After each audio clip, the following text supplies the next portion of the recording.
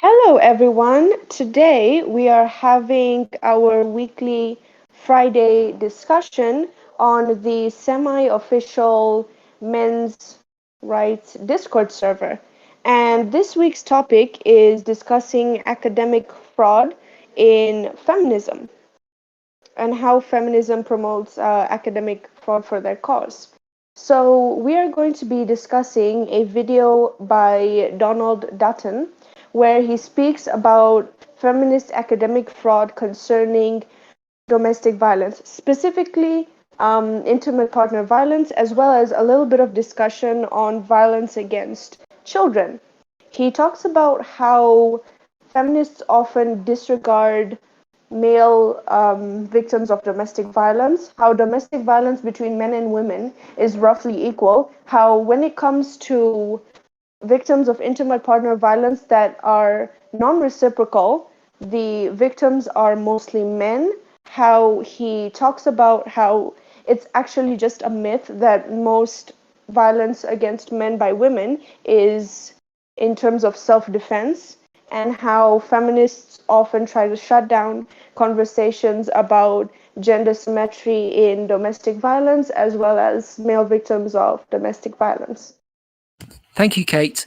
So, what we're going through here tonight is a series of studies and so on, which basically have been constructed to essentially tell a very particular narrative. And you will start to see that this is a very, very common trend in feminist academia generally. Basically, what we're trying to say here is that the entire feminist academia needs a total rethink. And if not a total rethink, then a total dismantling, because as of right now, it is not fit for purpose, and it basically exists to perpetuate a narrative for activist reasons, rather than and rather than being a attempt to get at the truth of the matter. And this is what always happens when you have a group of people who are basically hell-bent on perpetuating what they think is true without any sort of reference to or any of sort of oversight, any sort of people who are allowed to go in and say, hold on, this isn't how things are supposed to be done. Because you see, they peer review their own journal articles, their citations are incestuous, their entire system is set up backwards, in the sense that it is trying to take an idea and then validate it, rather than taking an idea and testing it, or taking the data and then seeing what's true. And if we were to basically take a bunch of people and perform a study on them, not using their methodology, and then try to publish that study in one of their journals, it would be rejected by their peer review process as being basically not fit for purpose. It's about manufacturing facts, essentially. Has anyone else seen the Donald Dutton lecture? I know Kate's seen it, but the basic thrust of it is that in the domestic violence industry, going on like 40, 50 years now, they have especially been manufacturing these stats and suppressing others. Some of the tactics they'll use specifically in their stats are to basically take one number out of a whole raft of numbers and focus on that. So let's say that women are beating up their husbands with like a baseball bat 1% of the time, and sorry, I'm not really saying this very well. Basically, let's say that 10% of all domestic violence cases are like the husband beating up the woman with a baseball bat, right?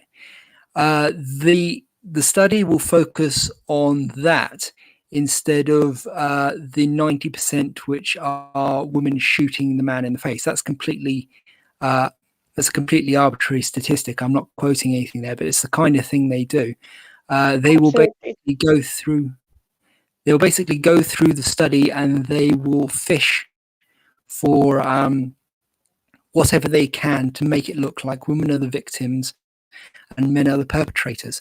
They will base their studies on male perpetrator programs and female domestic violence shelters, and then generalize those to the public.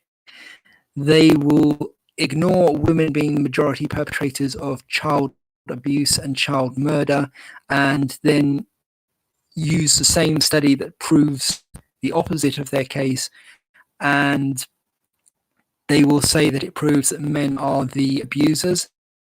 They'll basically lie. They'll do anything they can to make the case that women are the victims and men are the perpetrators. It doesn't matter what they have to do, they will do it. It's their entire system at the moment. The Duluth model is set up in such a way that women cannot be abusers and men cannot be victims. They will basically take any evidence that women are being abusive and say that's self-defense. They'll even say it's preemptive self-defense.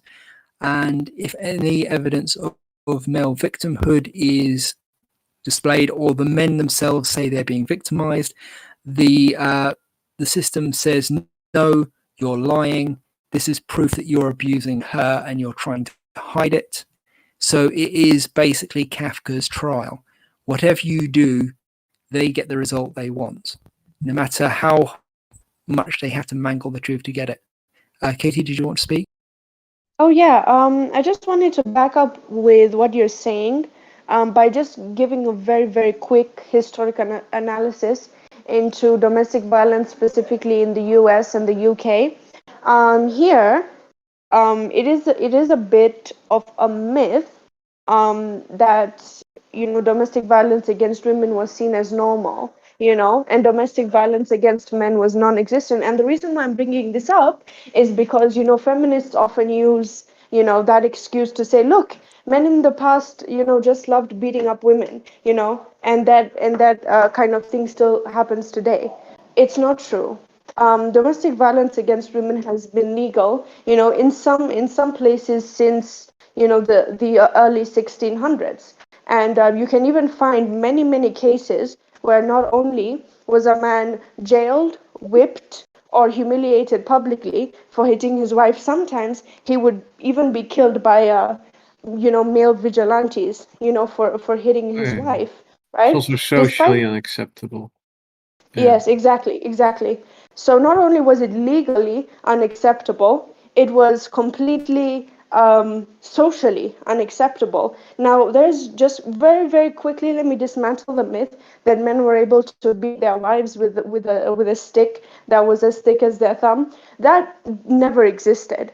That quote is attributed to someone called Francis Bueller, but there's no evidence that he ever said it. It was kind of like a silly rumor that just went around. But when what's his name, William Blackstone, wrote in the 1700s in his commentaries on the laws of England, he said that there might have been a law which says that husbands could punish their wives moderately, but by that time it was not happening, and that was all the way in the 1700s. That was not okay, what we usually hear is that domestic violence against women was just acceptable until the 1970s, right? So domestic violence against men, by the way, was completely acceptable. It was only acceptable in that he is doing something wrong by letting his wife hit him, so he would be humiliated publicly in a festival known as Charivari. I talk all about this in my video on the historic analysis of domestic violence against men, right? So that is the historical context. Now, during the 1970s, feminists said we need to have more research into domestic violence, and they basically, wanted to prove that, men were using domestic violence to beat women to submission or something like that, and they enlisted the help of, Jelzen and Strauss into their cause, and then they said we need you to research this, right? And they did, and what they found was not to many feminists' liking, that actually domestic violence between men and women was roughly the same, right? And I've actually linked in the Voice discussion a paper called, one second, let me just look at it. 30 years of denying the evidence on gender symmetry in domestic violence, right? So here, Dr. Strauss shows that by the 1970s, there had already been at least 23 studies that had shown that domestic violence between men and women was roughly equal, right? And as the years went on, more studies and more studies came out to show that there was gender symmetry in domestic violence. He also talks about the fact that it is simply not true that the main reason for domestic violence is male dominance. He says that male dominance can be one factor in relating to domestic violence, but female dominance can also be a factor. You have people in a relationship who want to dominate the other person. This is not a male or female issue. This is a human issue, and they use domestic violence to further that. It's not wrong. It's not right for either gender to do that, but it is not a men's only issue.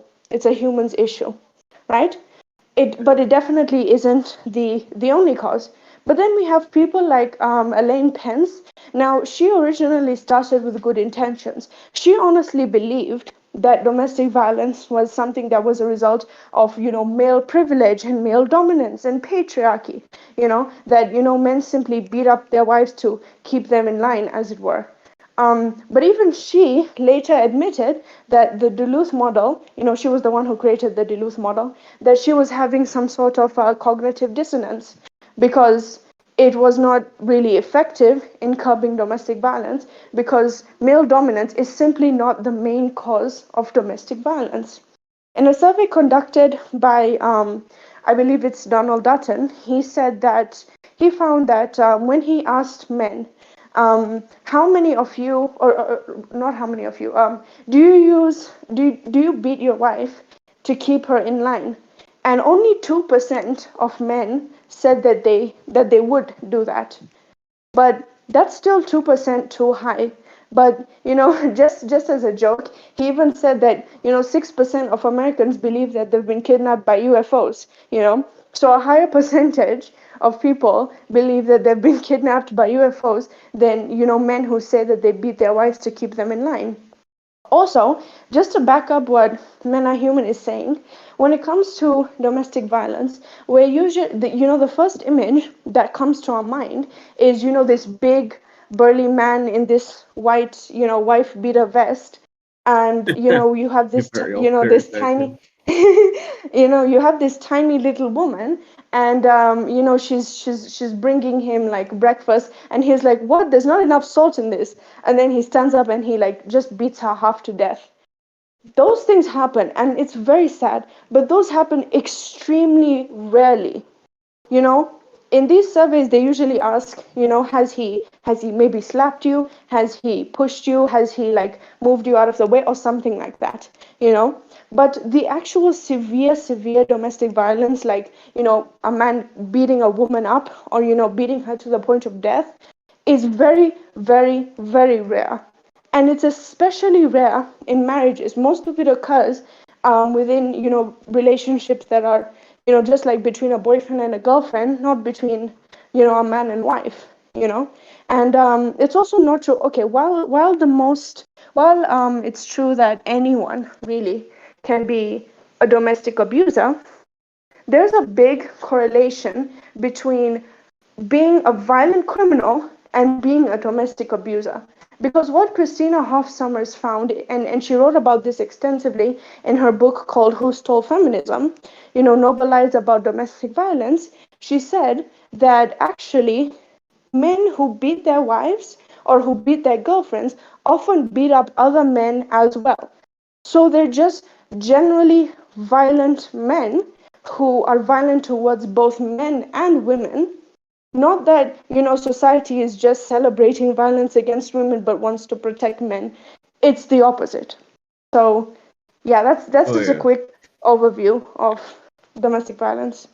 What I also want to add that even at well, we're talking mostly about feminist research and how much impact it has on the world generally, because the current stats for abusive partners has actually led to female abusers not being recognized and at some point abusing their husbands so much that their husbands just snap and kill their wife after months of abuse from their wife, which is not okay in any way, shape, or form. But it just means that if we had shelters for men that were abused, more women would be alive today.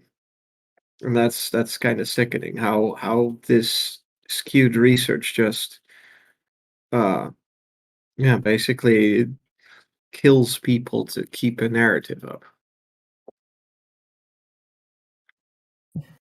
Yeah, it's a fairly constant thing, this. They don't actually care what's actually happening as the result of their research. They just have this narrative of power and control that they're putting forward. But it's pretty clear that it's actually projection, because all they talk about is power and control.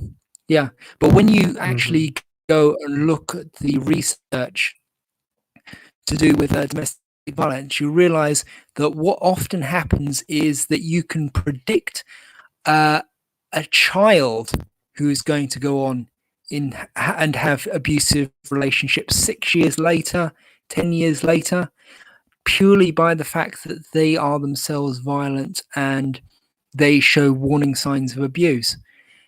It's a matter of basically violent people often find each other.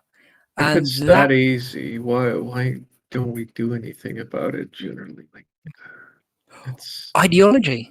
We've known about this since the 70s. Erin Pizzey demonstrated that women who were in her shelters were often themselves abusive right back in the 70s. That's why she started opening shelters for the men as well. And then the feminists came along and they shot her dog and they drove her out of the country with death threats. She couldn't go out her door. She couldn't pick up a package without the police examining it for bombs. She basically had a target on her back, and they still don't like her. They still don't acknowledge that she is the mother of the shelter movement. And they're now on Twitter at the moment getting really angry because MRA's bought her a car. It's kind of crazy. Like, it should have been a mix of MRAs and feminists buying her that. Yeah. I want to say that she got a car because she, unlike a lot of domestic abuse people, doesn't get any funding from the government enough to earn a really nice salary. She had to get donations for a car because the law in her area changed such that her current car or her previous car couldn't handle wasn't up to the emission standard. So she's trying to fight for domestic abuse. She basically doesn't get any money, and feminists are angry that there's people that actually want to support her to fight the good fight for equal domestic abuse shelters. It is so sad. The mother of the shelter movement is basically disabled at this point, and feminists are just ignoring her. It's just like, I mean, at best they're ignoring her. At worst, they're harassing her. They're sneering at her online. and they're getting angry at people who actually do want to help her. And it's crazy. She should be running a white ribbon. She should be running most of these charities, like, any of these charities she could be running, like Refuge or any of that. But they tossed her out before these things were, like, even out of infancy, as far as they you know, basically tossed her out opinion. when she was coming up on the abuse shelters. They were like, "Oh, hey, this is a good thing. Let's make it all about women, and or not even women, but just women as victims." Mm, yeah, and then she got She, pushed out of everything. Yeah, yeah, she's not even allowed in the door of her own shelters. That's how bad it Jesus. is. Yeah. I wanted to kind of bring up something, that a major point that Men Are Human made, which is controlling the narrative. And I wanted to get feedback from anybody, but, maybe from Men Are Human first about ideas. Okay, so anybody who's been into men's issues or an MRA for more than a minute understands that the propaganda that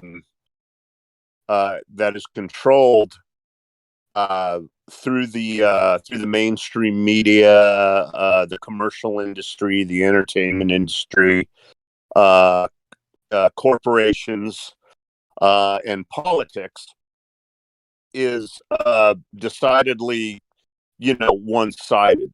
And we hear over and over MRAs say, gee, if we could only get our message out to the masses, not just being on subreddits or a corner of the internet, or, maybe doing a debate at a college campus that only has the video is only circulated around on a limited basis. If we could only get equal time on MSNBC, Fox News, or CNN, or somebody do a major news story on us where they didn't edit the shit out of it to make us look bad. If only. So my question is because we know people are going to keep their mouths shut because of, and I think one of the biggest factors in this is, why don't more people critter ask how do we have all these literally scientific results that back up what we say, but they don't get out? Fear, I think, is a huge factor for obvious reasons. Cancel culture, scientists losing their grants. So we know there's a whole pervasive thing around people keeping their mouth shut out of fear. So what's happening is you have the narrative that is, some of it's just outright lies. Some of it's either very exaggerated, but a lot of it is outright lies, to where we're actually making like revisionist history lies or historical facts. For example, the suffragettes were heroes. That is such massive bullshit, because only one tiny part of the story gets told. And also more massive bullshit is women were owned by your husbands could own their wives. I don't know what family these people come from, but I come from a very ethnic family from the Mediterranean. I know my grandfather did not flip and own my grandmother. Okay. That never flippin' happened. That never happened. So we have outright lies being told as narratives. And you have, like, unfortunately, the general public, everybody knows propaganda, if it gets out to people, you'll have a large percentage of the general public just go nod their heads and automatically believe it. So my question is, how do we get a counter argument out to the proper outlets to where we can counteract some of this crap effectively, because MRAs have been struggling with this for years and we can't really figure out the best way to do it. So, Men Are Human, I'd like to hear your thoughts on that, if I could, at first. Well, this sounds like a very good segue for our leaflet campaign that we are running right now, right at this second. You may have noticed that Blue Orange is not here. That is because he is going around London handing out our leaflets. He's been sticking them up. If you look in announcements, we have got a little video clip of him sticking one up. He's been across about half of London at this point. He's got 200 of these things to put up, and he is going to put up every single one of them. So that is how we can change minds. We've also been thinking about direct to your door leaflets as well. We can get them printed up very, very cheaply, and we were hoping to maybe set something like that up for International Men's Day. Of course, the main blockade for this is funding. If you can fund us in any way, shape or form, we are happy to take it. We will put it directly into more leaflets, more activism. We will put adverts on YouTube. We will put it anywhere. We will try to reach people any way we can. They are trying to stop us. We are going to try and move around them. We're going to try and disrupt what they are trying to do to us. If they don't let us go on a particular platform, we'll find a way around it. So let's all, get together, and if you've got an idea, send it to us. If you can help fund this, please do. If you want to print leaflets yourself, we have got the templates for it. We are working on PDF versions right now, which will allow you to print at professional printing agencies, and hopefully you should be able to get those done very, very quickly. We got ours done overnight. So you can go to a professional printing agency today, and tomorrow you will have these leaflets, or even in the afternoon if you get in there early enough. So really, it is very, very easy to do. It all just depends on the quality. The price depends on the quality, and you can do very low quality leaflets, or you can do high quality ones like we have, which are a bit more expensive, but you get what you pay for, and you can print them off on a regular printer. You can print them off with a photocopier. We don't mind. We prefer the professional ones, but if you are limited to a photocopier, then we've got special versions of the leaflets which are specifically for bad printers. They are all text, no background. You can have color or black and white, and they're ready to go. They are on the website. I'll just post the link right now. Oh my god, Mike received this last week. You were talking about radio stations and TV stations.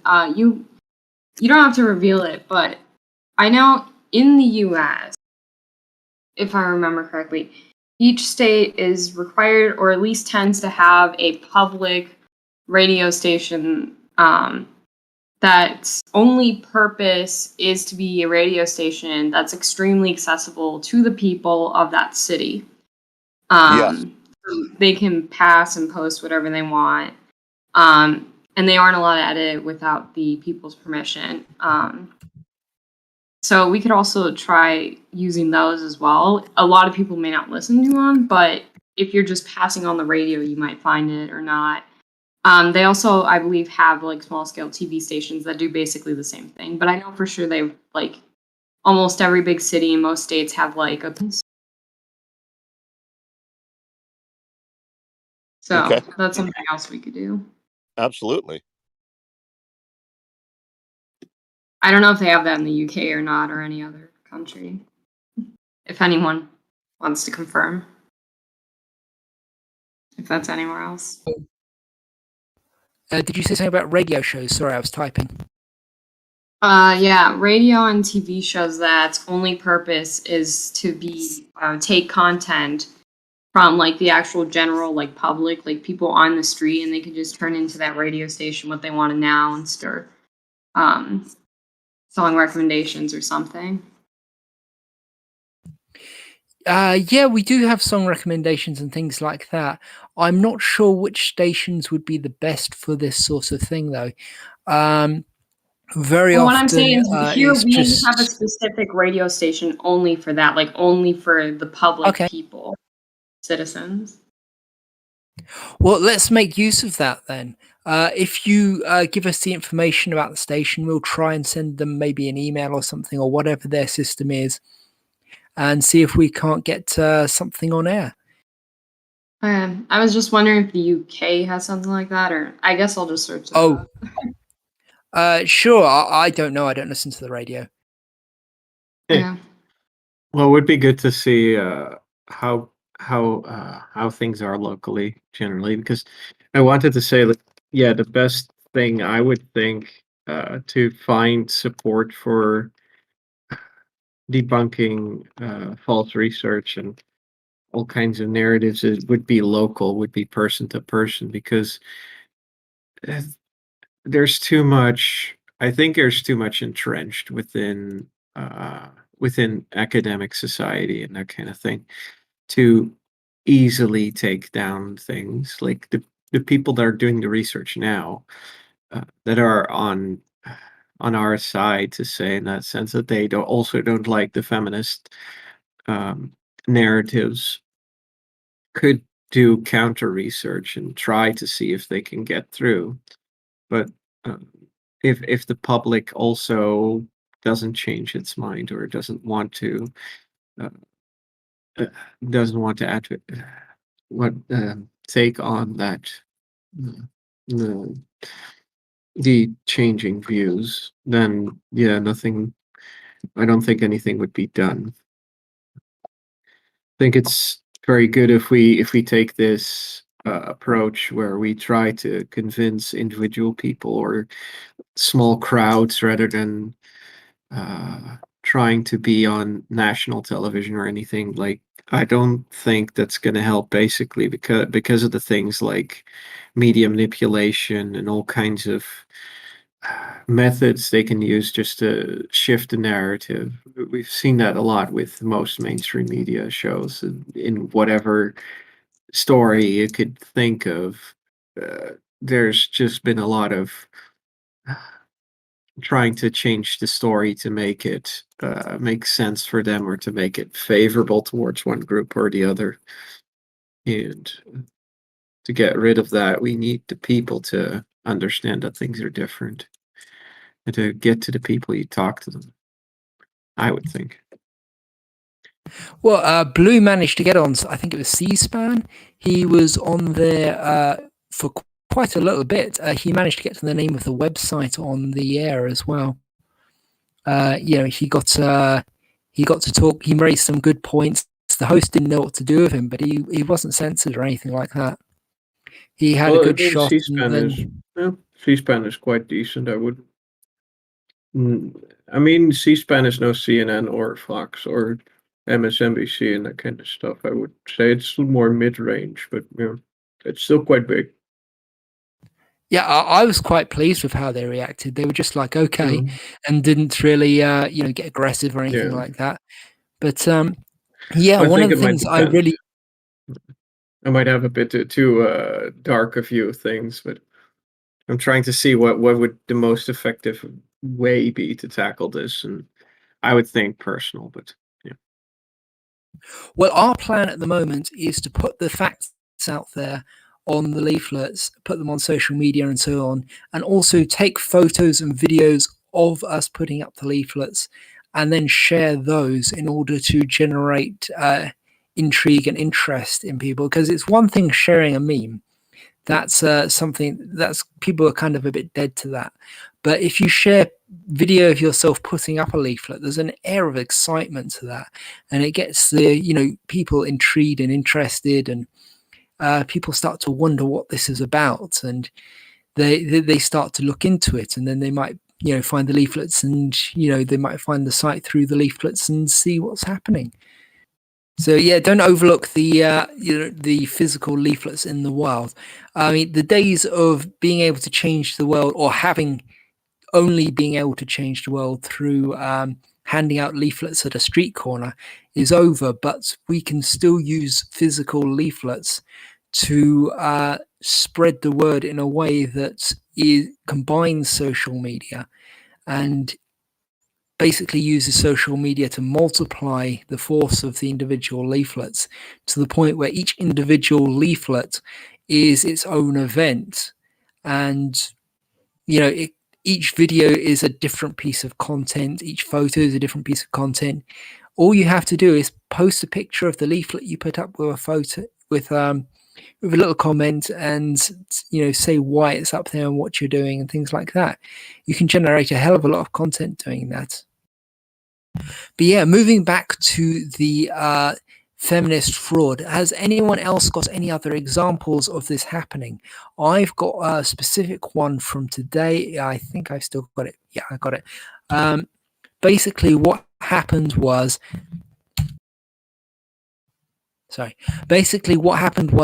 that there was a study that was picked up by the BBC about trans women demanding to sleep with lesbians or something. We've seen the same thing with trans men wanting to sleep with gay men. Now, I'm not saying that this is anything common or anything like that. I'm not actually interested in the study itself, except that they only focused on trans women and lesbians. But what I'm interested in here is that an activist petition is basically shooting down a study. So this is a presumably factual piece of research that has been put on academia. Instead of criticizing it academically, they've signed an open letter. 16,000 people have basically petitioned the BBC to get rid of the article and to apologize. And they basically want to get rid of this study, which is the wrong way to go about any kind of research you don't like. The best way to go about it is to actually do your own research and challenge their research. But this is how feminist academia and generally this kind of grievance studies academia works. They will, if there's a study that they don't like, they will silence it. We've had multiple people basically what's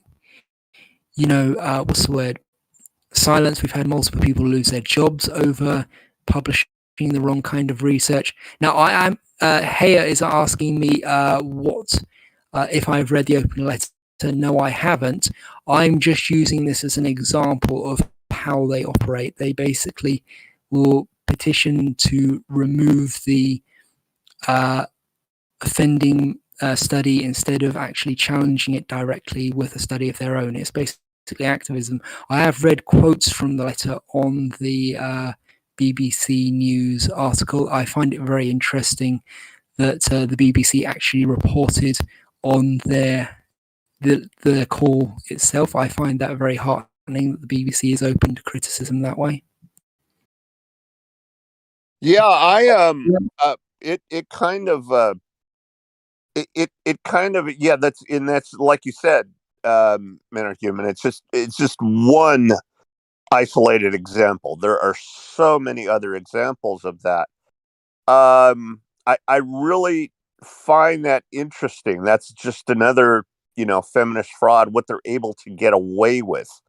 I think it's generally quite easy because I just wanted to say, like, those academic institutions, they're basically, well, they're funded by the government and other big institutions, so they're deathly afraid of losing their funding. So anything that gets to the news, would easily just be they're just that's what a lot of feminists do as a tactic. Just make sure that it hurts in their wallet in a way that because of media attention.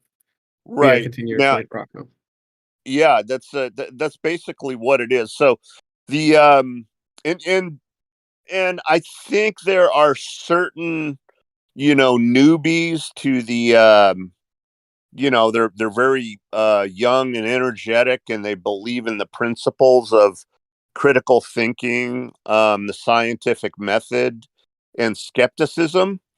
So when they like when they get their degrees and they're like, okay, they're very fresh off of this type of proper thinking about critical thinking and skepticism, and applying the scientific method. They say, okay, well, here's how you do it. You say, if somebody comes to you with an idea, you say, okay, prove it. Now, that's any rational person. If you pull them over to the side, they're going to agree that's the way it should be. But the reality strikes some of these guys that, no, you kind of got to play the game and toe the line. That's not the way it's working. And that's very disheartening because, just like Men Are Human said, the way to do it is you counter by attacking the argument itself, and critiquing the argument itself. You don't petition to have it go away. That's not the way it works in skepticism. That's skepticism 101. You attack the ideas and you attack them with other studies or counter studies. That's just the way you do it. Now this so basically these totalitarians are able to circumvent that process, the scientific and skeptical process, by we're just going to shoot this down and we're going to make it go away. Now, there's an interesting story. I'm going to pull it up because I used to subscribe to. There's a scientist by the name of Michael Shermer, and he used to publish a magazine called Skeptic. From several years ago, there was a major piece in Skeptic magazine because feminists were, I call it infiltrating now, but they were quote unquote moving into the skeptical community. So they're moving into the skeptical community, and remember, these are ideological academic feminists. So you have all these skeptics expecting the feminists to follow the rules of skepticism. Okay. No, we're coming in and we're going to change the rules of skepticism. Okay. You're not going to argue against our ideas or you're a misogynist.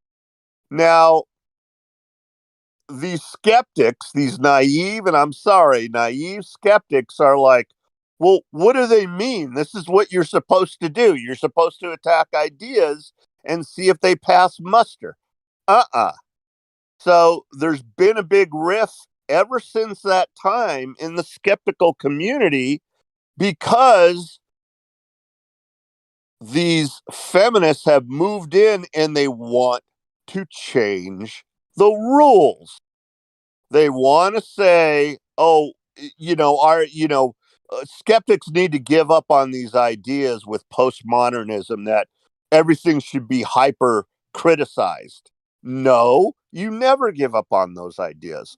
So feminism, this type of feminism is a cancer. All right. It infiltrates everything and then it spreads.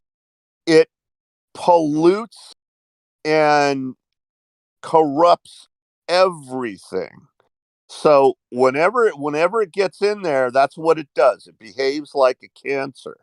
So we have to be very wary of this when we expect researchers and scientists to behave like scientists.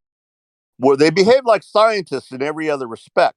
They'll behave like a scientist when when you talk to them about UFOs.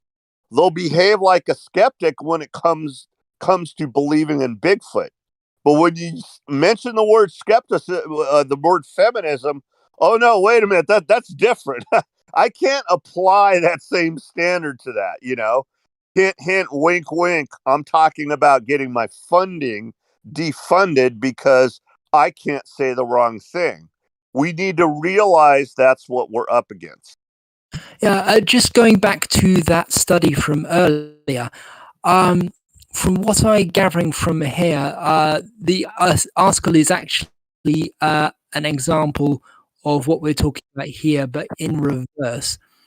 So the study itself was in fact fraudulent feminism, and from fraudulent turf style feminism, and the article itself was going along with that, basically just talking about the study as if it were a real study when there were only 80 participants, and I think you get the point. I can't confirm this because I'm just learning about it now. I didn't actually get a chance to read the letter earlier because I've been absolutely knocked off my feet, busy with the stream and various other things. But it does seem an awful lot like your typical feminist academia from what he's writing here, which is where they will start with the conclusion and then push all the data towards that conclusion as hard as they possibly can, excluding participants and whatever they have to do along the way in order to basically get what they want. And I mean, to go back to what Rocco was saying, they're doing this in science, they're doing this in skepticism, they're doing this in psychology. Any field they can infiltrate, they will infiltrate. Mary Koss was actually part of an attempt to infiltrate the CDC, which was very successful. Before Mary Koss and her company were got into the CDC, domestic violence stats seemed pretty equal from what I've heard. I can't confirm that, but we haven't found those specific stats, but we have found stats suggesting that men and women killed each other at the same rate roughly before the shelter movement started. But Mary Koss started bringing in all this feminist ideological nonsense, she started counting rapes by counting attempted unwanted sex, is her specific phrase. She would basically ask college students if anyone had tried, if anyone had approached them wanting sex that they didn't want, basically. So the baseline for that would be if I asked everyone here if they wanted to have sex and a bunch of people said no, all of those people would be counted as instances of attempted unwanted sex. They actually found that a study on the same university found that 73% of the same students didn't believe they were raped, and 43% or something, 40%, I can't remember which it was, said that they actually had sex with their rapist after the rape. And what I'm trying to say here is that they weren't actually raped. The students didn't realize that that's what Mary Koss was getting at. And Mary Koss knew this and planned it basically that way to try and bump her rape statistics with this attempted unwanted sex category, which sounds like rape, but actually isn't. And it's basically just like the most manipulative thing you could possibly have, really, because it's kind of like the thing you hear about in stories about the fairies, where it's not lying per se, but it's telling you a truth that they know you're going to misunderstand, and telling you something which they know is going to cause you to do something that they want you to do, which is against your best interests. And, in this case, give Mary Koss the answer that she wants. So it's basically a trick without really any lying involved, but it's still lying by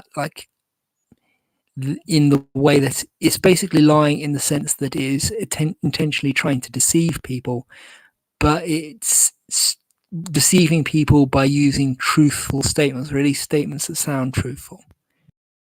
Yeah, that's typical. The methodology and criteria of a lot of these things is absolutely ridiculous. I can't remember what study we were looking at, but I think it was a sexual assault study. And one of the criteria was, did you feel uncomfortable if a man was standing close to you, and all the ones that were ticking yes were considered sexual assault. That's the kind of crap that we're talking about here, and people just Rocco, believe it. Yeah, go ahead. Could I just add on that for 1 second? Yeah, go ahead.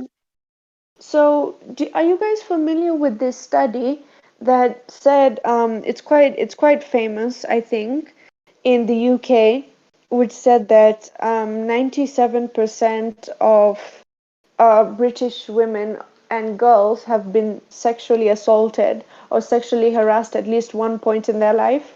I don't know if anyone here has heard of that study, but it basically said that 97% of British women, or British women and girls, have been sexually assaulted or sexually harassed at least one point in their life.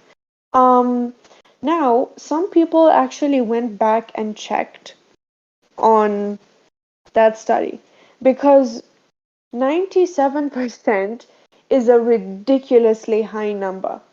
So, someone went back and checked on that study, and they actually found that their version of sexual assault that they were using was so liberal that I'm surprised it was not 100%, because it included things like men.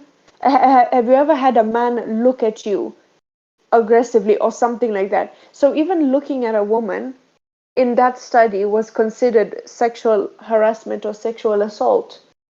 So, basically, if a man's ever looked at you, or like, a man that you don't know has ever looked at you, like on a train or something, then it's sexual assault or sexual harassment, which is not true at all. Most women are not going to go to therapy because a strange man on a train looked at them.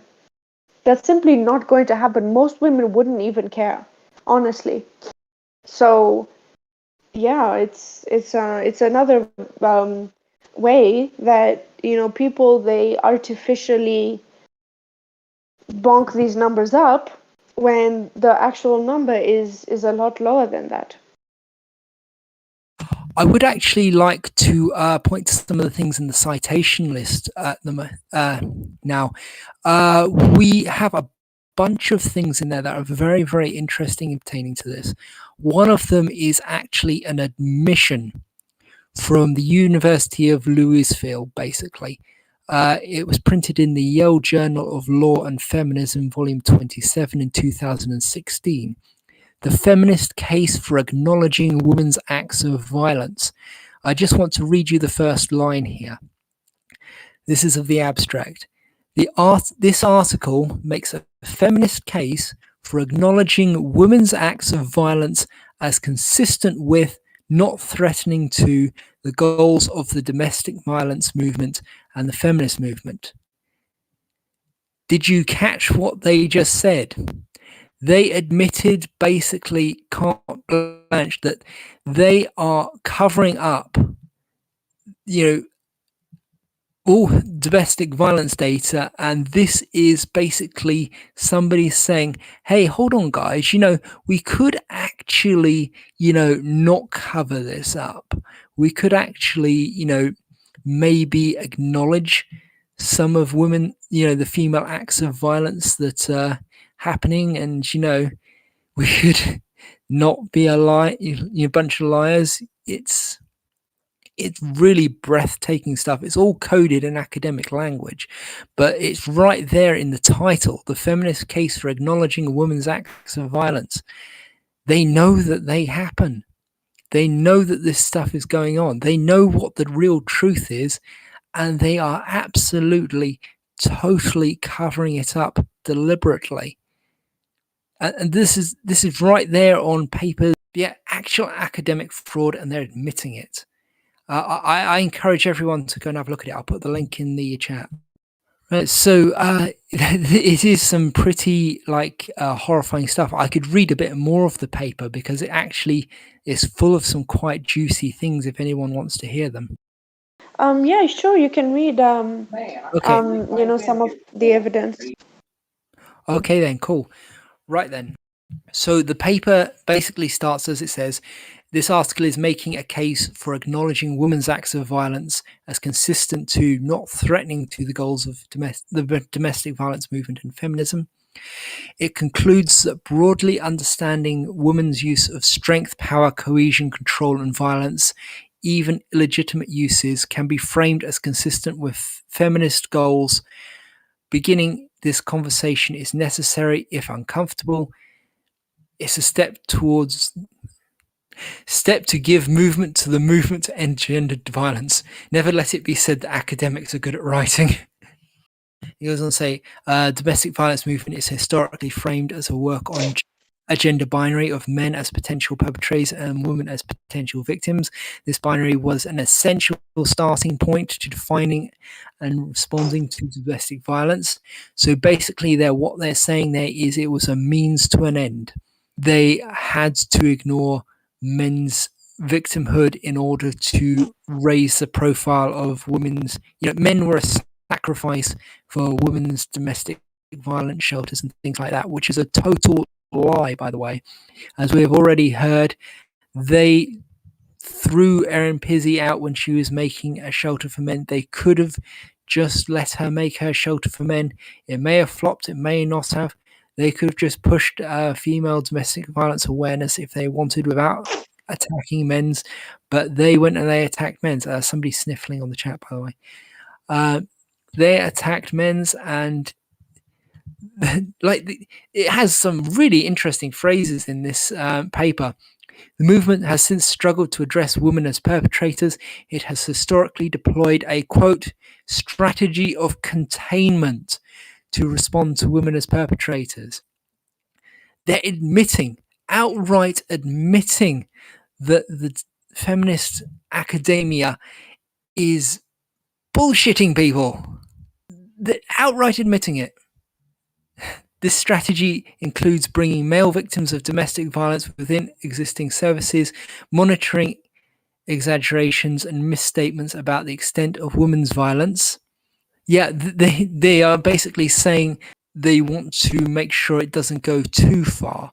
Like they don't want men to, be suddenly saying that, women's violence is 50-50 men's or something like that. I have to say but one thing. This is the most tragically genocentric take I've ever seen in my life. Why not just say that helping male victims of domestic violence is good because it helps male victims of domestic violence? Why do we have to say that we should only do it because of women? Come on, man, that's not a good thing to do. I mean, does anyone get what I mean? This is going to be a wild take, but it's because of the question, why would we help men?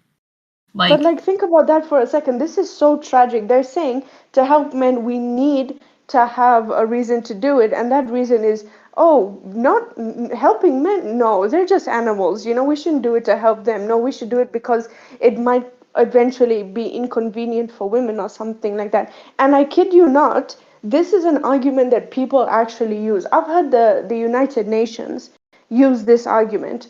They were basically saying it's not good for so many men to be killed because then there won't be enough men to provide for women. In a certain story about a lot of men being killed by a certain massacre, which was horrible. Then there was another case, where there was this researcher. By the way, this is a very respected researcher. I respect her too. Her name is Laura Stemple, and she specifically researches male victims of sexual assault. Now, she has a lot of good takes, but one time she says, helping male victims of sexual assault is good because acknowledging that women can sexually assault men means that women are powerful, and we should say that women are powerful. Do you get how bad this thing is, that we can only help men because it means we're helping women? It's just wrong. It's really because just we've wrong gotten to say to a things point in life where we're stereotyping everything. Everything a man does is stereotyped. Every little thing they do. And it's ridiculous. And so suddenly we've gotten to a point where they're a creep for this and they're a terrible thing for this and da-da-da-da-da-da-da-da. Sorry, probably should be using professional words. This is turning into a rant. But we've gotten to that point in life where everything you do now must have a reason to help women because we've gotten that way politically, socially, because we have all these stereotypes, all these things that just evolved all the way from, I'm not saying feminism's bad or anything. Well, you know, there's some good feminists out there. There are some extremely, extremely terrible ones, obviously. But, you know, this movement has evolved so much and has ended up impacting so much of society around the world and politics around the world that anything they say is practically taken as law. Personally, it makes me wonder, how are they any different from some sexist guy that's saying that women are bad drivers, or like justifying any kind of sexism or issues women face? How are feminists any different from the people they say they are fighting against? I mean, it really pisses me off when they bring up stats like that, or prove their point by manipulating data, or coming up with stats that are clearly very unreliable just to get their point across and force their narrative against men. Well, I'm not really understanding like what Kate was saying of why would the UN do this? Why would these articles do this? Because I know like Kate specifically references all the time how it's been shown that women have in-group bias and men have out-group bias. So we know that generally speaking, the average person doesn't care as much like in their own innate way. Why would it not make sense that people are appealing to whatever narcissism, whatever tactic makes it happen to get the job done and to make achievements? Because we saw this even in slavery. They used pictures of like children who were biracial and were white passing, and they used like groups who wanted to abolish like slavery, for example, used these images of these mixed race children and said, these children look just as white as your children. Wouldn't that confuse them to see slaves who share their image, and use those images to move forward progress? We see it all the time. So in my opinion, if you're using whatever you can use to get people to make the right choice, I don't see the issue in that. Oh, yeah, totally. I totally agree with what you're saying, Athena. There's nothing inherently wrong with saying, oh, helping men can help women too, because helping men is, helping women, and helping women is helping men. That I can agree with 100%. However, what I'm trying to say is that it's kind of, how do I put this? It's kind of disheartening that, we need to say, we're not, or rather we can't say, we're helping male victims of domestic violence because we want to help male victims of domestic violence. No, we have to say, disclaimer, we're doing this to help women, or we're doing this to help feminism. Like, I hope you understand what I mean. It's not, it's just kind of showing, to me at least, it's kind of showing a lack of empathy for men, feeling like they are not the ones that are important, that actually women are the ones that, are more important, that, we should only like help men insofar as, it's good for women, I hope like you get what I'm saying. Like, I totally agree with what you're saying in your logic, but I still feel like it's not right that we should be having this feeling of this like empathy gap. You know what I'm saying? Yeah, I've just posted an article about feminists trying to make it illegal to criticize feminism. And I think it's quite interesting the way they take these tactics. It's... I was just going to interrupt. It's not only just them saying, oh, you have to trust us, you have to believe. As we're talking about history revisionism and fake statistics, they're forcing you in a position where they're basically trying to force you to believe them by rewriting everything. I mean, let's be honest here. The general women's rights history that most people know is, women can't own property until like the late 19th century. Women couldn't vote until till Oh, like yes. the late 19th century, early 20th century. You know, they basically are practically teaching us women had no rights. And so people just keep repeating that history, and they teach that history in schools all around the world. And so then people choose to believe that. And so then they think they're compensating for whatever was happening in the past. Guys, I've actually shared a screenshot in the voice discussion. I have come across lots of people like this on the internet and even in real life. I don't know how they did like justified like sexism against men, or like come up with all these negative stereotypes or an incorrect facts, incorrect thing that they believe are the facts, and all of them are backed by feminist academic or statistics, which are completely biased and unreliable. If you look at that, if you look at that, I don't see how they are any different from some a guy or some woman that says a woman are bad drivers or women can work or women are just inherently terrible at these things, or in any way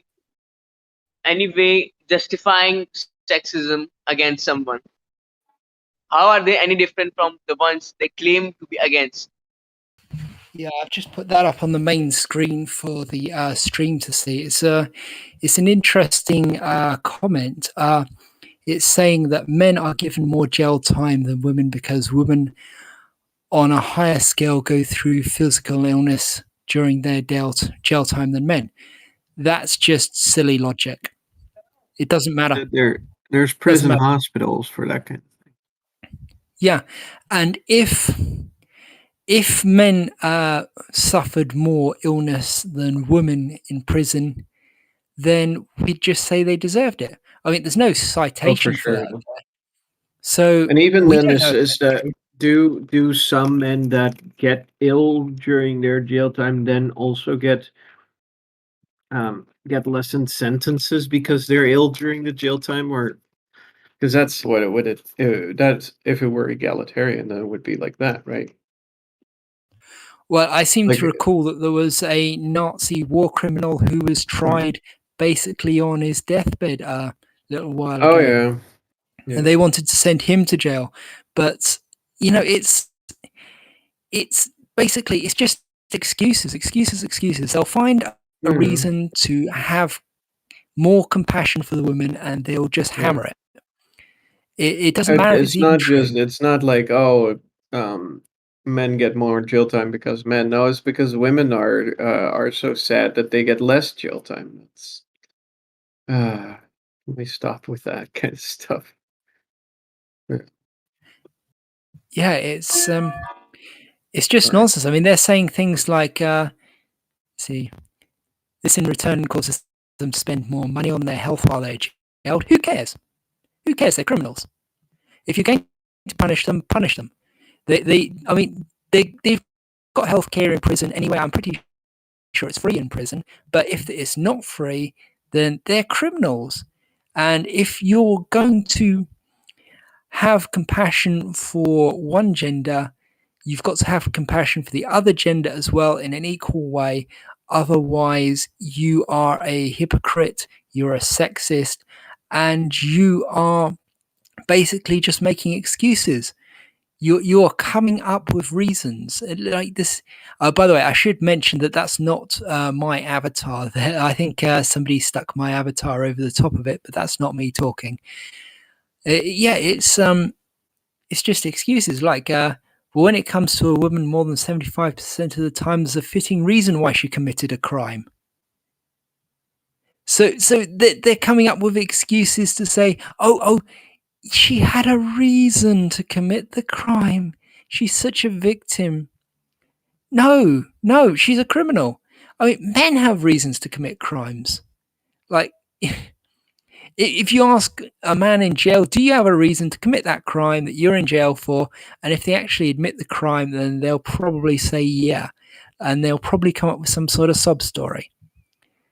It's Yeah, if you look at like media shows, some of the most popular shows right now, I was here in the US, are like these shows where they have women.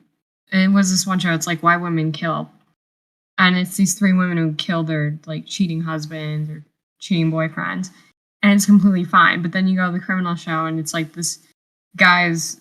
You go to the criminology shows, and this guy killed his girlfriend who was cheating on him. Everyone thinks he's so terrible and stuff, but apparently it's completely fine for a woman to kill a man for cheating. And that was the plot of The Abominable Bride, that Sherlock episode that even the feminists hated. But the only reason they really hated the episode was because it portrayed the feminists at the end in a kind of like a scary light. I mean, they didn't really have any sort of like objection to the idea that if a woman kills a man, he must have been abusing her. It's basically battered woman syndrome. It's basically the idea that a woman killing a man is proof that the man did something wrong. They actually did that again in another episode where there's this woman just going around killing people, and Sherlock was like at the end, oh, we just didn't understand her. I'm pretty sure the people she killed understood that they were being murdered. I'm pretty sure that's what's going on. And it's the way she was portrayed was she didn't even understand the difference between murder and sex.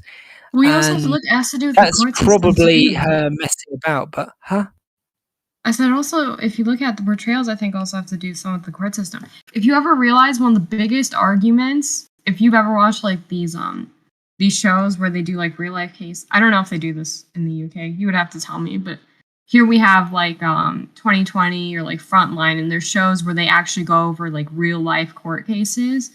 And every single time there's a court case about like a woman got raped or harassed or assaulted, the first question the lawyer asks is, why would she lie about this?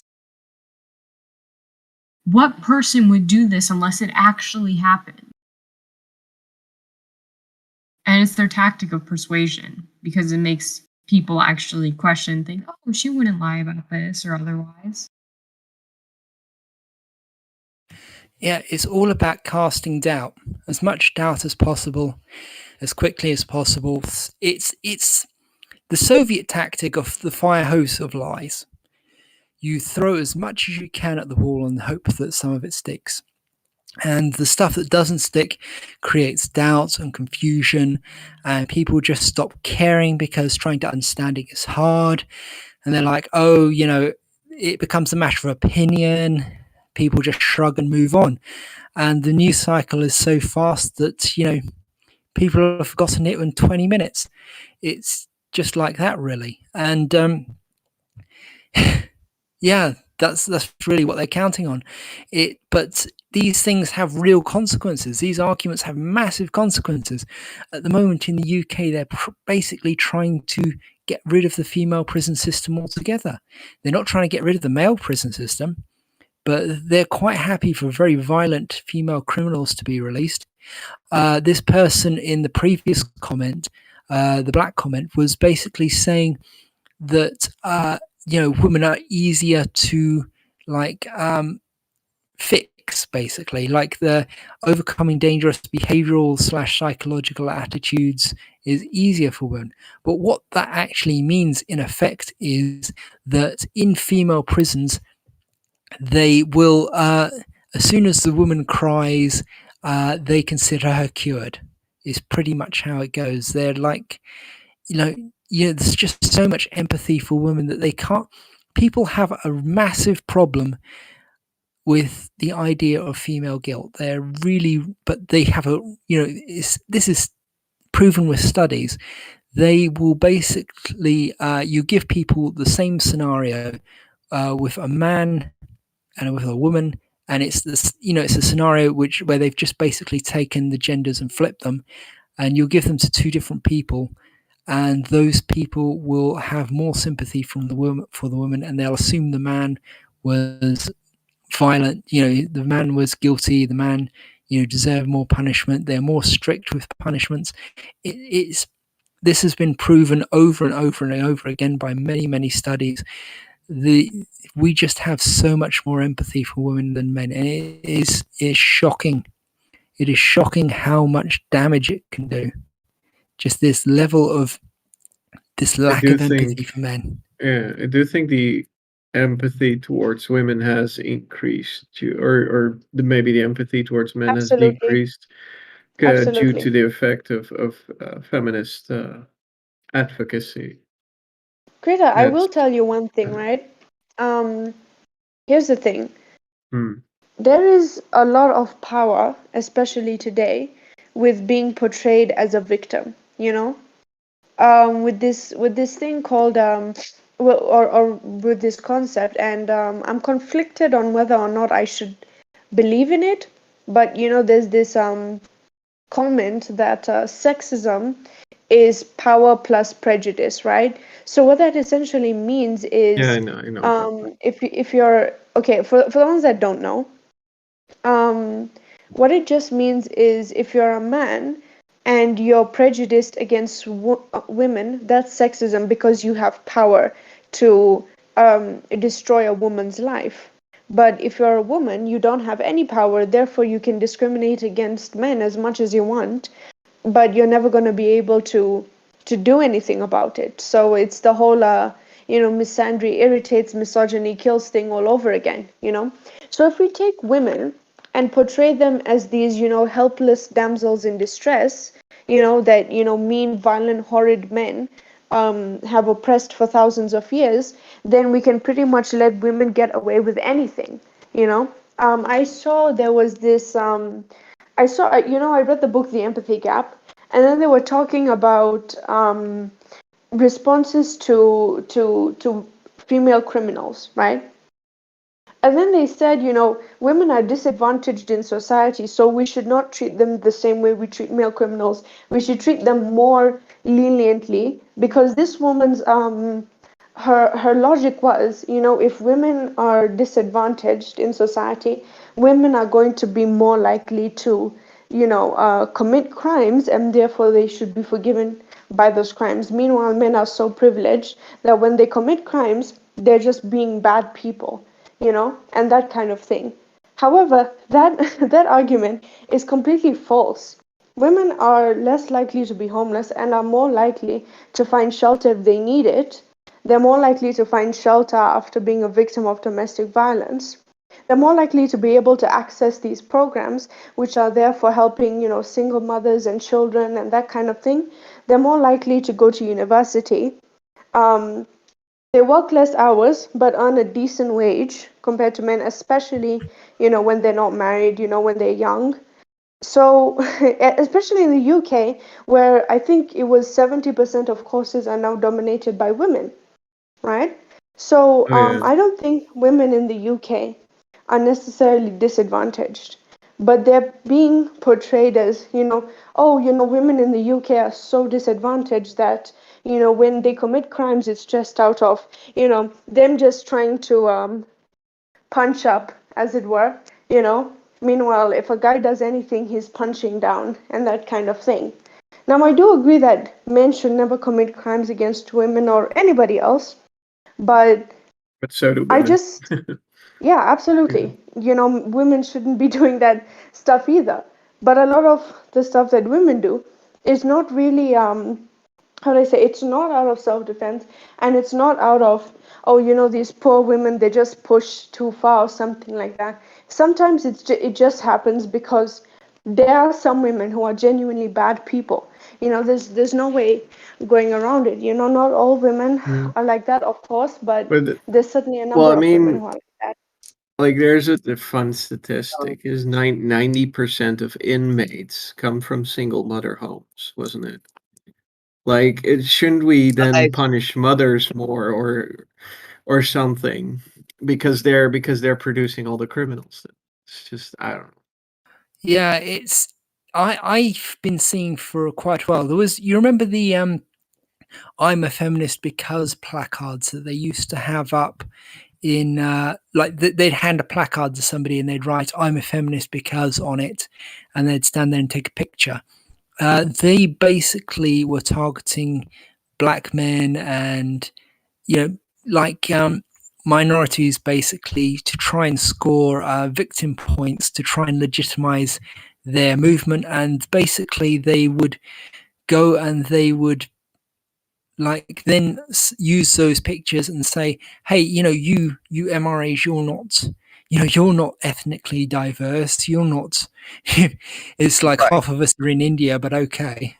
Yeah, and that's the whole point, is they use them as tokens. They've got a knife behind their back, and they're patting the back of a black man. It's ridiculous what they're doing. And a lot of black men are wise to it. They realize that, and they realize misandry is a big part of the equation. They do. And I mean, a lot of them are waking up to that. You just can't talk about racism. You have to talk about the misandry too, because they see it. They see that black women aren't being pulled over in their cars like black men. They see that black women aren't losing out on education and aren't dropping out of college the way black men are. They see that black women aren't being sentenced anywhere near for the same offenses that black men are. It's the issues. There's such a wide gap on the issues. If you look at that and you go, oh no, you can't talk about the sexism, it's just all racism. Well, if it's happening differently to black men and black women, what is the X factor then? You can't just say it's racism then. You have to say it's sexism, because that's the X factor right there. That's the difference. Well, I hope that the black men out there listening to us are going to go and have a look at all the things that Biden and the government at the moment is saying in America about how they're trying to help black women and ignoring black men. And I hope they look at how Black Lives Matter is basically ignoring them, if not actively snubbing them. I've heard that they're actually snubbing them and saying that they don't care about black men. But there seems to be a shocking amount of racism there. Yeah, it's interesting how many issues are put under the guise of racism that are basically, in a way, men's rights issues, like Totally. like a police abuse is, well, mostly men are abused by police, but no, it's 97%. it's okay to fight for it because it's only black men that get mostly abused, or black people that get mostly abused. Not even. It's just, You want to know something they really need to funny? hide the male factor in statistics to make it viable for people to actually advocate for it. It's so terrible. weird. Yeah. You want to know something funny? One time I was on a feminist Instagram page, and they would post a lot about well, basically feminist topics really, and they also one day they would post about Black Lives Matter, and basically saying, okay, slightly graphic, racism is small dick energy, casual body shaming, but anyway, um, that aside,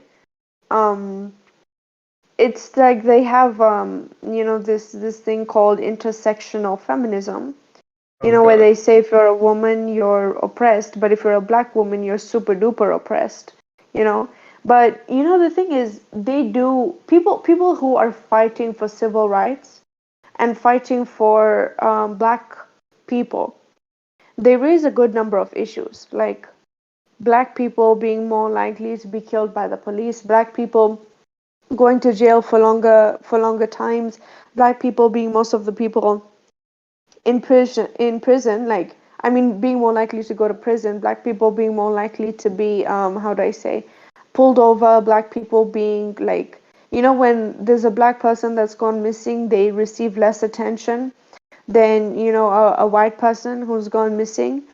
Black people doing, there was a time during segregation and slavery, well, after slavery finished, that black people finally started being paid for their work, but they had this classification of jobs which they called Negro work, extremely horrible and racist, but that's what they called it at that time. Jobs that were like really low paying, scary, dangerous, dirty, those kind of jobs. And then they're saying we're going to let black people do them because white people are too good to do them, and that kind of thing.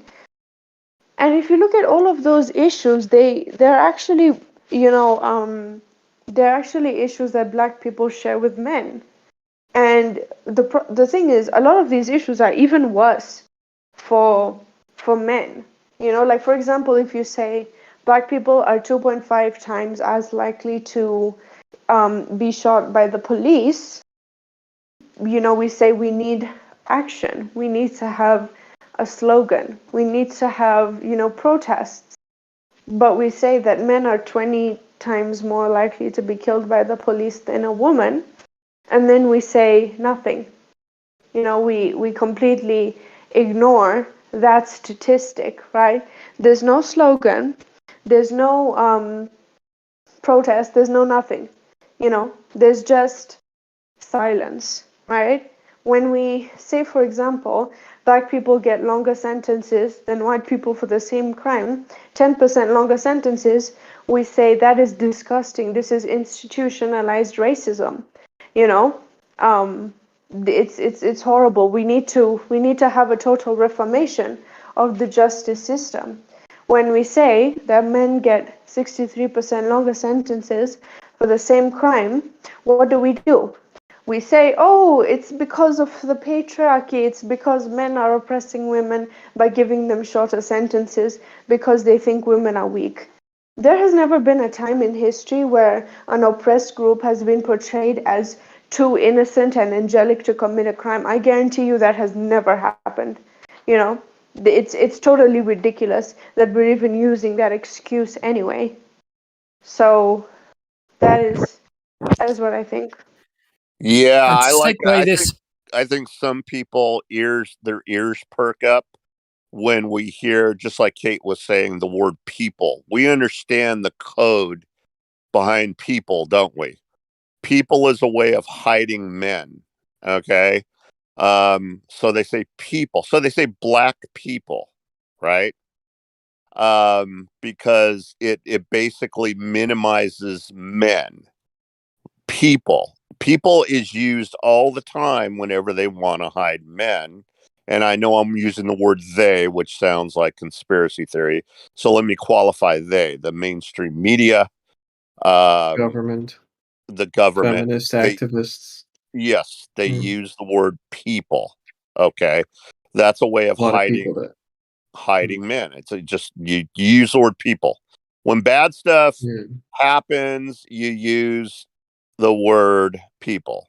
That's just the way that's just the way it is. So black people were hung in the South, basically Yeah, for sorry false about rape. that. Black people. It wasn't black people. It was black men. Okay. So yeah, Some men even are pointed people, out but by white women for yes, no reason whatsoever. yeah, pointing a crooked finger at them. So Mm. it always excises men from the equation. People.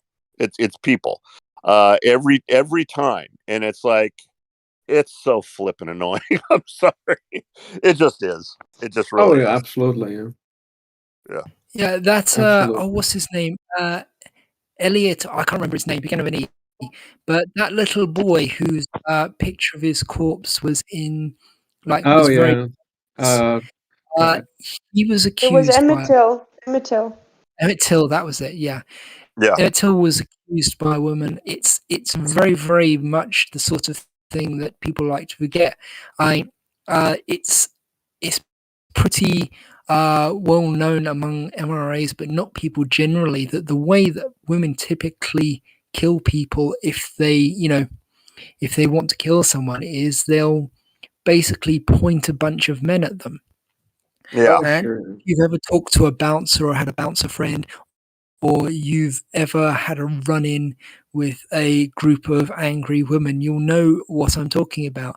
They will call in the men, and the men after you, and they'll often lie to get you in trouble, to get you hurt. Like, I don't know what they were saying, but I've had women do this to me.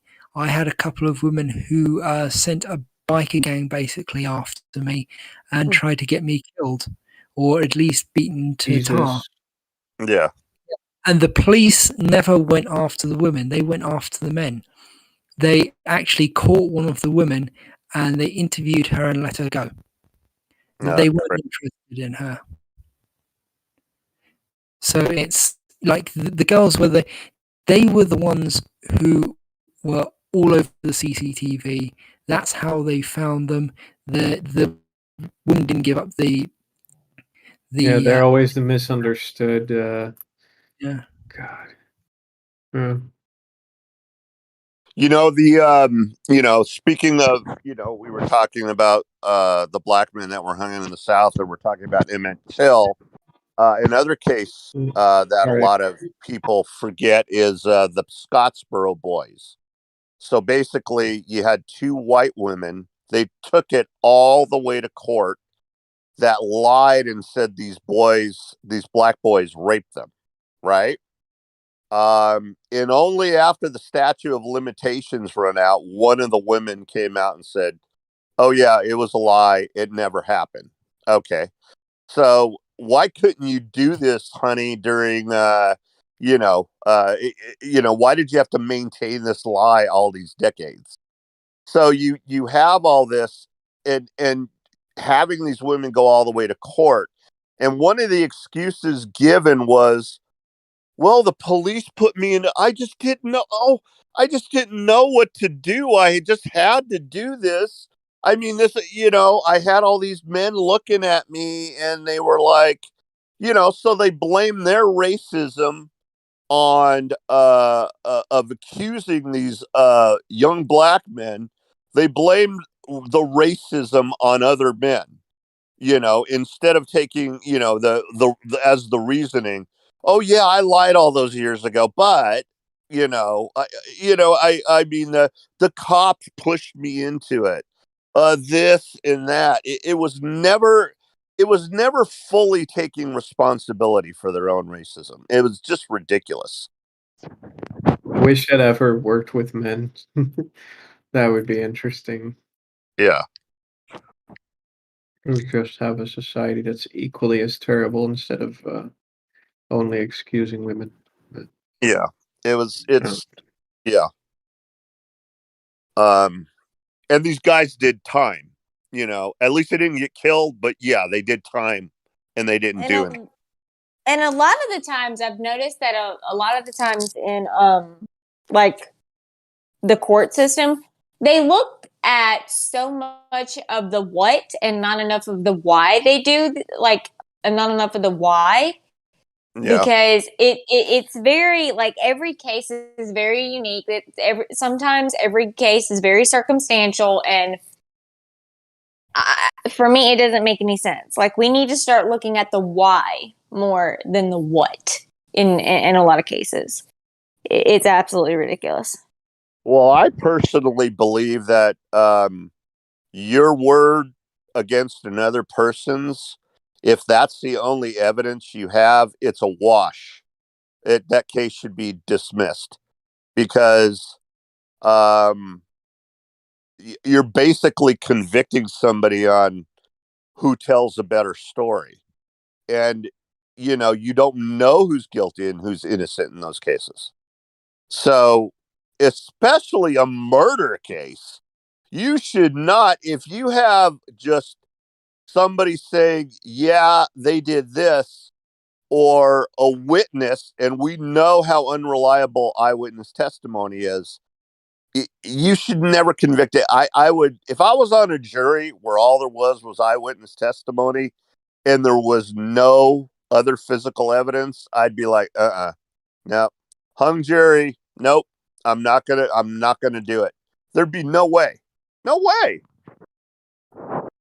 Well, the issue with that, I agree with you 100%. The issue with that, though, is the argument then they tend to make is, oh, what about all the people who actually were attacked, but, they can't have evidence and stuff, or they just don't have evidence, but they actually got attacked or hurt or killed, or what else not? Yeah. Or, what if it was so many years ago and now they're coming out? Well, they won't have the evidence anymore. Yeah, well, I mean, nobody's really psychic, so to me, an if or a maybe is not a reason to convict somebody, especially since so many people on death row have been proven to be innocent. It's ridiculous. Yeah, but I hear you. I agree with you. Yeah, it's interesting in that environment. I found that the simplest response to assertions that it's too difficult and too tricky to get a conviction of an actual sexual assault in court, my response to that is always, well, if that is true, if this court system is that incompetent and corrupt, then for those convictions that are successful, why are you trying to make me believe that those were valid convictions of an actual perpetrator? Right. I mean, if they fail so routinely to convict the guilty, why am I supposed to think they're magically capable of always avoiding convicting the innocent? That doesn't even make sense. They're either corrupt and incompetent, or they are not. But that door swings both ways. And I think a guy named Brian Banks got a firsthand experience with that, because he was as innocent as the driven snow, and he went to prison. Okay? So as far as I'm concerned, the court system is no better at avoiding persecuting the innocent than they are at avoiding prosecuting the guilty. That's and it's simple. even worse with they're an outright failure. Yeah, so it's even with the guilty plea system generally, especially with the guilty plea system, because they simply use that to, as a lever to say either plead guilty or we throw the book at you. We don't care if you did it or not. You're the guy. Like I said, that part of the court system has been an outright failure since I've been alive. Wow, that really brings to point of how messed up that is, because what you guys just brought up is how much more corruption is because of a point system. Okay, I'm the DA, right? I get brownie points for having convictions. That's messed up. That's just like cops that have quotas. If you don't fulfill your quota, then you got problems, buddy. It would be better to get demerits for write-ups. If you do things wrong, then you get a write-up, and you get a demerit. And then if you have too many demerits, you can't be doing your job anymore, because you're just doing your job badly, I would say. Yeah. I don't know. But yeah, no, we were talking about academia being I feel like we've kind of scurried away from that a lot. Academic we have. fraud. Yeah. Any more cases of academic fraud? We've got a whole academic scholarship. The academic scholarship throughout the social sciences is, worthy of abandonment. It's not recoverable. The things that we're talking about here that are focused on feminist academia is one component of that, but those components are interconnected, and as somebody was bringing up earlier, are actively supporting each other, right? They're incestuously citing each other's work. They're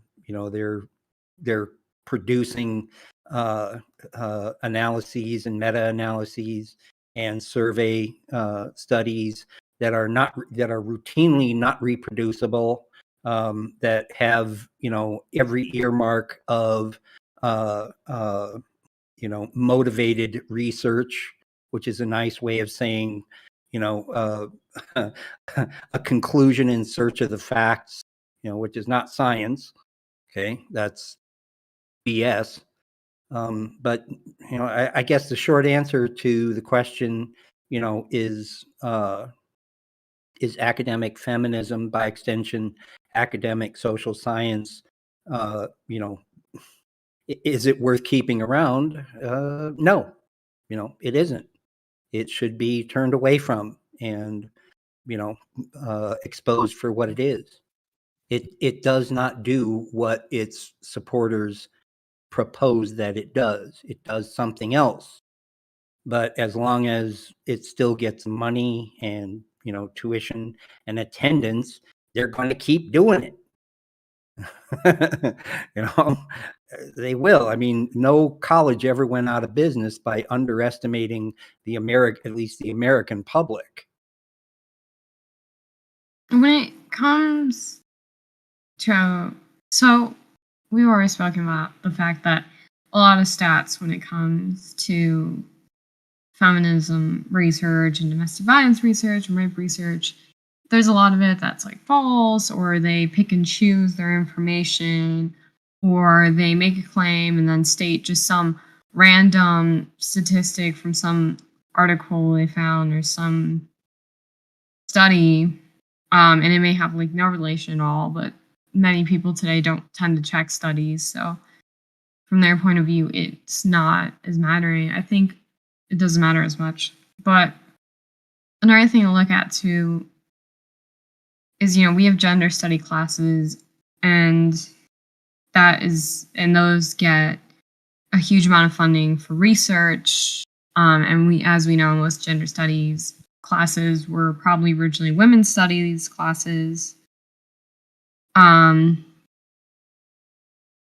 so those statistics and those history revisionists and that kind of false information it should not ever be used. And by extension, that means, we probably should eradicate like women's, or at least those part of women's study. Women's study and gender studies would be more acceptable if it used firstly, if we made it fair so it was both men and women studies, an equal amount of male studies as much as women's studies, but also if the funding to that was fair, and if it was on real issues as well, like trying to find real statistics, or here's like real issues. Another thing. And then another issue is the fact that gender studies is no longer the research from feminism and from feminist studies that you see in some gender studies classes and feminist researchers and stuff, is not only within the academic world of just research and those kind of classes, but it's spilling into every aspect of our lives. If you take a business or economics or finance class today, they teach you about the wage gap and the disadvantages to women, and sometimes how to calculate that into the finances and your numbers. You're taught specifically in the law nowadays how to take care of like victim-centered stuff, and how to take care of certain training like that. It's spilling into everyday parts of our life, and so that misinformation is not only not staying in that small area where it was, is just research and part of the gender studies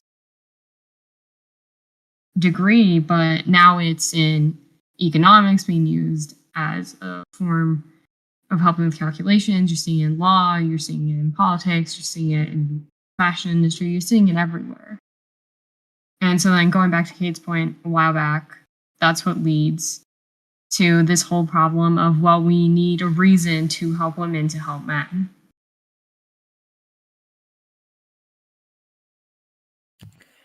Yeah, we've actually started using a tactic of saying that FGM campaigners are basically enabling female genital mutilation by denying male genital mutilation is really a thing.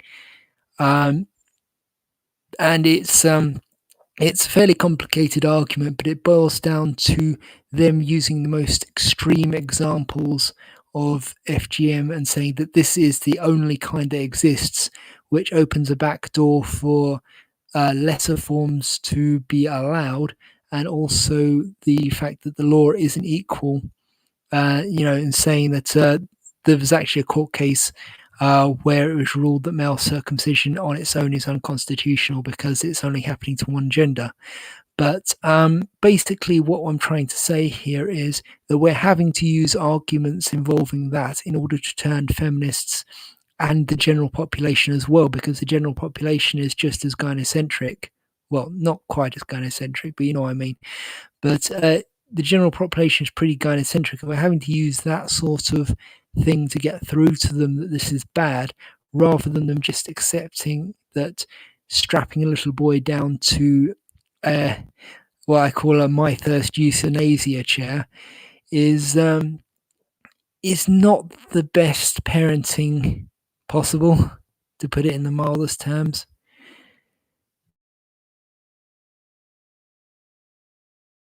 It's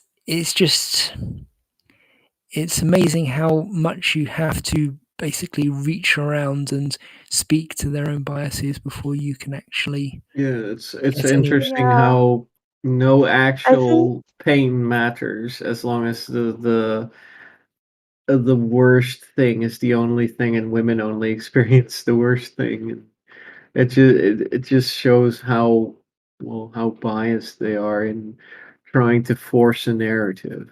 It I think just to add on what Darkisha was saying, there is a lot of feminist revisionist history being taught in universities and in schools.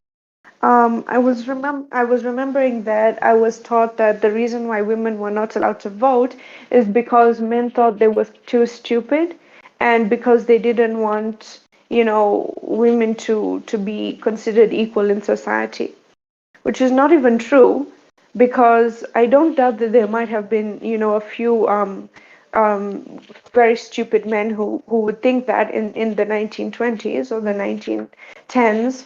But, at that time and even decades before, women's political clubs had been very, very big. And of course, they were not good in the fact that it was just mostly wealthy white women who were participating in these political clubs. But the good thing about these clubs is that they allowed women to be able to voice any concern that they had and improve things for women and children by approaching male politicians as a bloc.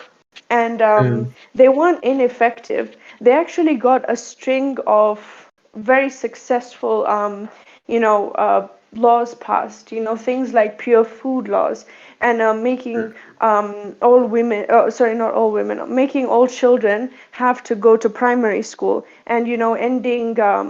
It helped in ending child labor in the US. So these weren't, ineffective. It's not that these male politicians, they said, oh, women are too stupid, we're not going to listen to them. These political clubs actually had a lot of traction, right? And when the suffragette movement became very big, these organizations, they came out and they said that they were anti-suffragettes because they wanted women to be able to get their issues heard without moving across party lines, because they could approach Republicans or Democrats and they could get what they wanted almost instantly. But if you have women voting, some are voting Democrat, some are voting Republican, women wouldn't really be a united front. So it would be more difficult to have, what women want, because they wouldn't be voting as a bloc. And one political analyst actually said that women lost political power after they gained the right to vote because they didn't vote as a bloc.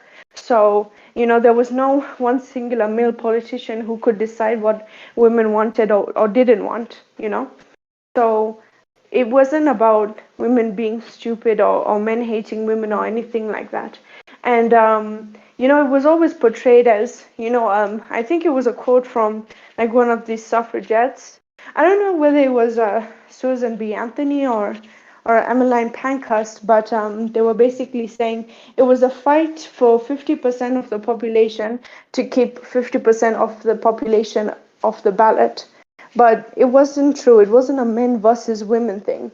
It wasn't at all, right? So that's just one example of feminist revisionist history, right?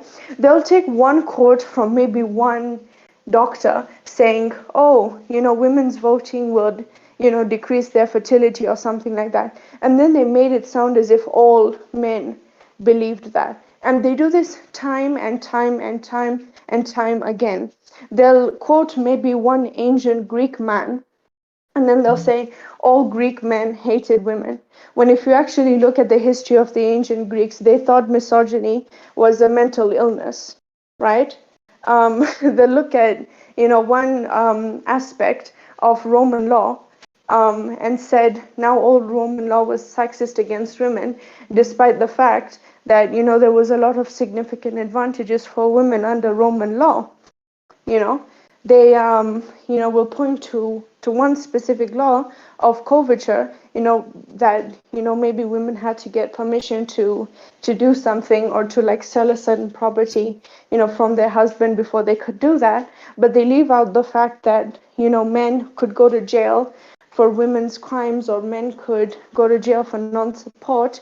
Men could go to jail, for not paying off a woman's debt or a woman's fine, right? So yeah, I mean, women's political power was basically zero. That's why they got prohibition through, and I mean that was never something to benefit women. That was only to get men off of alcohol. It was purely a decision made by men only. exactly, Like, so yeah, women weren't allowed to vote, and prohibition got instituted. yeah, Tell me a exactly. man So that think that's only a thing men would do to themselves. and also, I'll give you a really good example in the UK. Like at least a decade prior to women getting the vote, I believe it was like in the early 1800s, if I'm not wrong. Caroline Norton, at the law at this time, divorces were extremely rare, by the way. They were extremely rare, and in most cases, the father had no problem, letting the woman see her kids. But at that time period, it was men who got custody of the kids because he was responsible to, pay for their schooling, pay for their food, that kind of thing, right? So this particular woman called Caroline Norton, she got divorced from her husband, and her husband, who was a total piece of crap, he decided not to let her see her kids. So she, understandably was extremely upset about this. So she began distributing flyers around, and she basically said, how can this law take women's kids away from them? And instead of these male politicians being like, oh, she's a stupid woman, this is the patriarchy, don't you know? Men should be able to keep the kids. They didn't do that. They almost immediately passed a law which said, the custody to go to the woman instead, and, women did have political power even before they got the right to vote. So, I mean, men had political power even before men had the right to vote. So, yeah.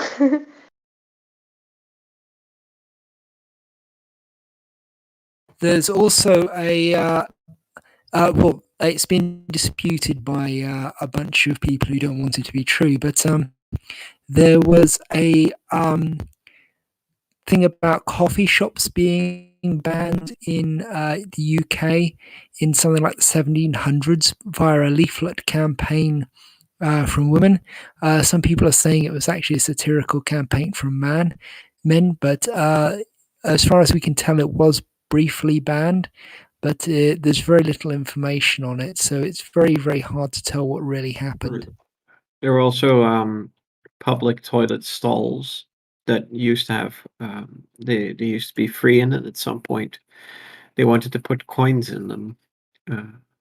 But then women complained about that because it was men would just go somewhere else or hold it in, or and they would complain about it as a female only issue.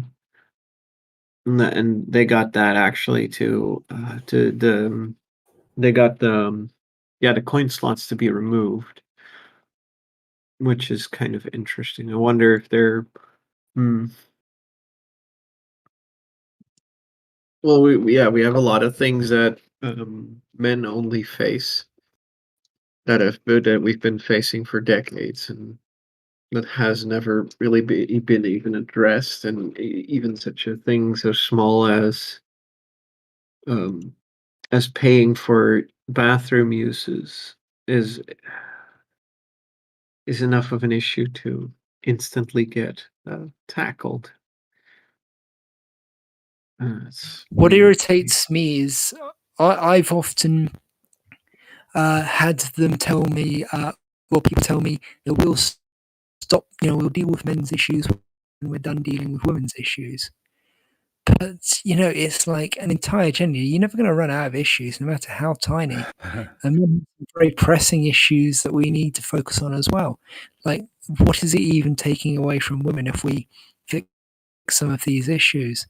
And in fact, stop people like the UK Refuge and people like that from actually what does it making take away from women to make more functional men, to give society more functional people that will probably be better for them, more loving, more caring, and maybe sometimes more judgmental because, well, sometimes you need a bit more judgment and making sure that you feel like you've got agency as well, instead of all these people that are trying to take women's agency away.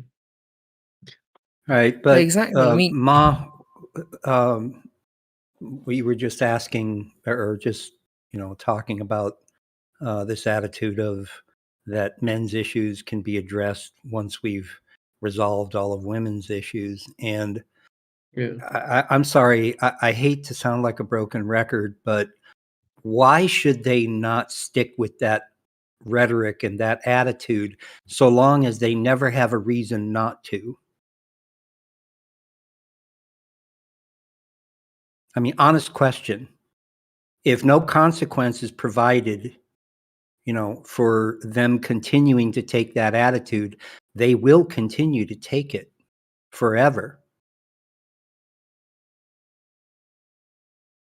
They just will.